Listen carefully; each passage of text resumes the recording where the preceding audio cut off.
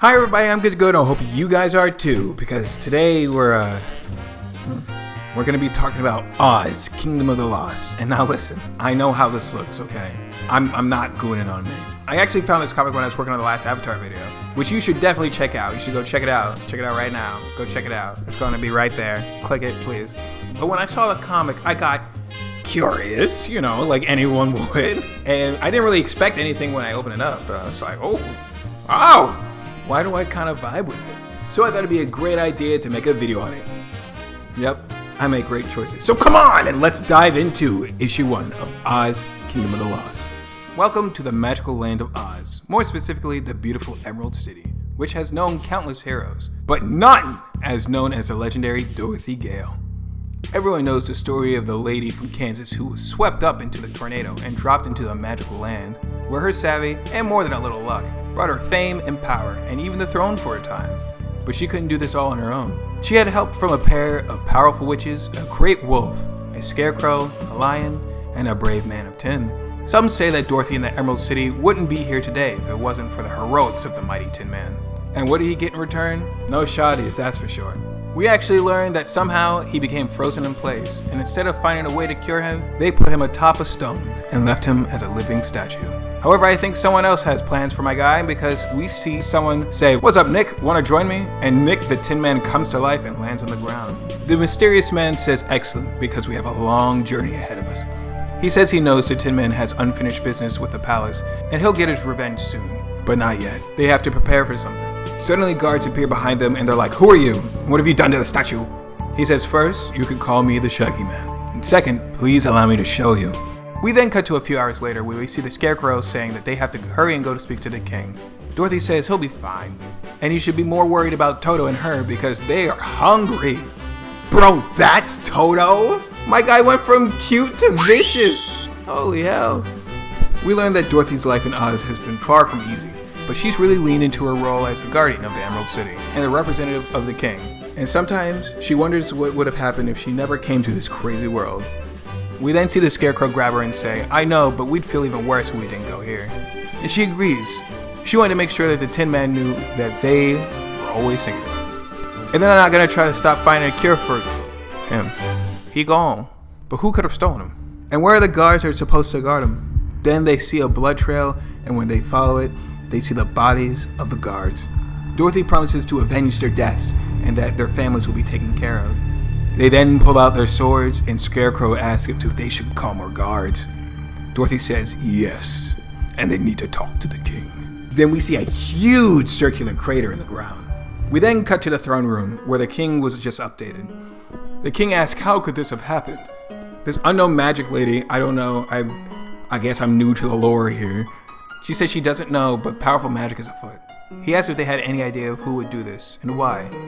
Dorothy says not yet, but they believe the answers they're looking for are in that big hole. She wants to create a party to check on the hole. The blonde lady says that she would come, but she's busy with Moby. What? See Oz Return of the Wicked Witch for the full story. You freaking bet I will!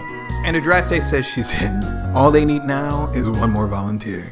We then cut to some furry twink and his sister, and they're hunting a huge cool looking deer creature. The sister says she can take out the creature, but Leon says the time isn't right. Daksha says he worries too much and throws a spear at the deer, and misses. Oof. The spear startles the creature and it charges towards them. Leon tells her to take cover and throws his spear, but it doesn't do anything. Leon pulls out a sword and gets ready to fight the beast when the lion comes in to save his kids. He asks if they're trying to get themselves killed and prepared to fight. But then the creature gets lifted into the air by Adraste, and she says, "You look like you needed some help." And while they're there, they wanted to know if they had time to chat. We then cut to a little later at the Kavari settlement, and Thorn, who's the lion, says that he appreciates the offer, and he'd normally devote his life for Oz. But as you can see, he needs to be there for his family.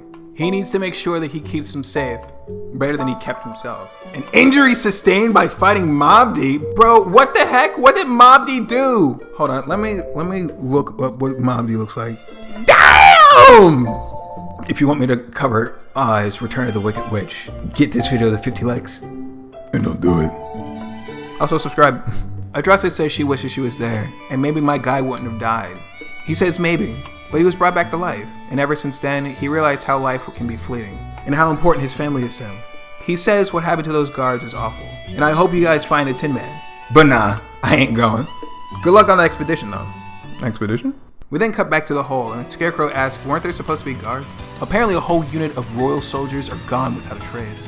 Dorothy says they need to go down there, but Scarecrow says they need more backup. And she's like, yeah, you're probably right, but there's no time. She says that they could still be alive and prevent this from happening to anybody else. Then she creates a magic dome and she flies them into the hole. When they fly down there, it gets pretty dark, so Adraste creates a light for them. And when they see that they're not alone. And suddenly they're attacked by a giant rat, ratatouille looking motherfucker. Adraste shoots a magic beam at it, and the rat dodges and grabs her. Toto tries to help, but he gets scared off, and Adraste gets taken into the air. And when the shield breaks, the platform shatters, and they all start falling. Dorothy activates their magic and slows their fall, but it's still gotta hurt. Dorothy makes sure that Toto and Bartleby are okay. Wait, his name is Bartleby? Why does that, fit so well? If you could tell me that the original Scarecrow's name was Bartleby, I would be like, yeah, that's piss. I guess I'm saying anybody named Bartleby is dumb as shit. Anyway, we cut back to Adraste, and she's like, yo, let go! And she turns into a giant-ass snake. She wraps herself around the rat, and she's about to bite him. But then she gets karate kicked in the face by another one, and falls to the ground. Adraste says that she's okay, she's just glad that those things didn't follow her. Dorothy says she'll be right there, and creates a light for them to see again. Then they see they're surrounded by gem-looking cocoons. Then they hear something coming up behind them. Elsewhere, we return to our friend Thorn, and he's calling for his children to help him with the firewood. He says they need to have a little conversation about their adventures. He calls outside to them, but an old man says, I don't think you're gonna find them there. He says that they went into the forest to follow after Dorothy and the others. He says that they had the same look on their face that Thorn used to have, a look that seeked adventure. As we return to the Oz party, we see Dorothy saying she doesn't want to hurt them, and Scarecrow says, I don't think they're worried about that. And we see two giant mole creatures looming over them. And I'm going to pause again for a second because the art in this comic is pretty good. All the creature designs are pretty cool, and so are the character designs. I mean, sure, the ladies could be wearing a little bit more clothes. That wouldn't hurt, but all the creature designs are really cool if you ask me. I deeply respect women. Anyway, they prepare for battle, and Scarecrow lunges in the action. Except his sword melts. And he's like, Dorothy, it just ate my sword. And I believe I'm next. Suddenly, Leon and Doctor come in, and they save the Scarecrow. Don't worry, help has arrived. And we see two monsters turn into many. Dorothy says that she appreciates the help, but they gotta skedaddle, and pulls out a glowing sword, which makes the creatures pull back. They ask how she know that would work, and she says they used to shine a light to scare away moles back in Kansas. The light scares the creatures away, but Dorothy says it's not going to last forever. Adraste says Kansas sounds pretty dope, and I want to hear about it, when something catches her eye. And we see a huge castle with the gem cocoons all over it. We then suddenly cut to a few years ago back in Kansas, and we see Dorothy playing with Toto. We see a voiceover saying they don't really remember life back in Kansas. It was simple for certain, idyllic for some, but for him, it was only a life. Nothing more, nothing less. And we see the origin of the voiceover is coming from a Bartholomew Condylis. Condylis? Condylis. And he sells garments and wares. He tries to pet Toto, and Toto's like, nah, don't freaking touch me. Dorothy gets called for dinner, and she says sorry, but she's gotta go. When he starts to leave, his inner monologue thing says, when he first met her, he thought she was so innocent. He says he's not sure why he stayed, only an ominous feeling with a luxurious car pulling up. He eavesdrops in on their conversation and can only hear snippets. All he knows is that the family kicked her off the property. But this woman, a witch, will not be denied. He says he believes he's a well-traveled man, but he's never seen anything like this. And he gets sucked up into the twister that takes Dorothy's house. And when he lands, he passes out. When he wakes up, he realizes that he's not in Kansas anymore. Oh my god. Is that bad? Should I keep that? Oh my god, that's such a bad joke. He tries to pick up all of his belongings when a blue kid starts yelling for him to run because they are coming. He tries to ask him some questions, but the kid runs straight past him. Suddenly more people show up and they all run past him. And when he looks behind him, he sees knights riding horses towards him. He tries to run away, but he gets caught in their net.